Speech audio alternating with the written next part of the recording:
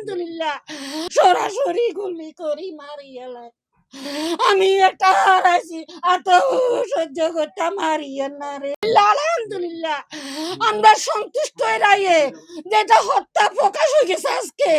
নুসরাতের হত্যা করা হয়েছে আমরা আমরা আদালতের প্রতি অনেক শ্রদ্ধাশীল আমরা জানি আমরা ন্যায় বিচার পাবো এখন শুধু আমাদের নিরাপত্তার প্রয়োজন কিন্তু আগে আজকে 7টা বছর অন্তত পক্ষে নিরাপত্তা ছিল এখন আরো জোরদার বাড়াতে হবে